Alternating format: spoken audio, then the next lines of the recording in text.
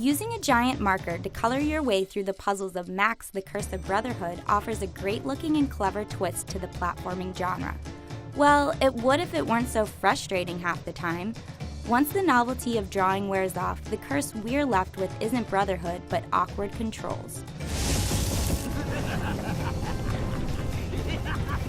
I generally like the idea that I can make drawings to help solve platforming puzzles, even though it's not as freeform as the concept implies. Climbing ladders and jumping gaps as Max in the beautiful 2.5D environments gives you your first taste of the floaty controls. This game isn't as cuddly as it appears.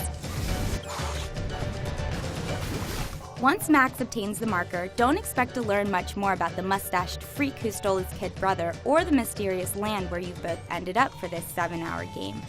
What seems like the start of a rich, Disney-esque story about learning to love a bothersome sibling quickly fades away as though it were never there. New marker powers come at a nice pace though, and each one has its own vibrant chapter full of briefly interesting ways to use them. I especially enjoyed the water temple and the fire temple. Discovering new ways to utilize the power of the marker is entertaining. When the marker works, successfully navigating Max through areas using vines, branches, and water spouts together to create a sort of mousetrap sequence is seriously satisfying. Some high-pressure levels towards the end where you're outrunning lava are particularly epic as well. Unfortunately, getting through the well-thought-out puzzles in each section means dealing with the inaccuracies of the thumbstick-driven marker. It's not so much that their solutions are hard to figure out, but rather that I couldn't draw where I wanted and I could only use a small amount of ink.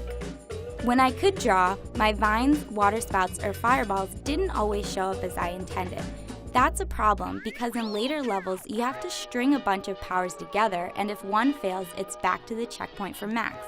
The marker feels as fat as it looks on screen, and it's cumbersome to use in the heat of a chase. It's weird that this Xbox exclusive didn't try to use Kinect or Smart Glass to make drawing easier. A bright platformer is just what we needed on Xbox One, and Max the Curse of Brotherhood's vibrant setting and terrain-altering puzzles deliver. But it doesn't quite feel next-gen.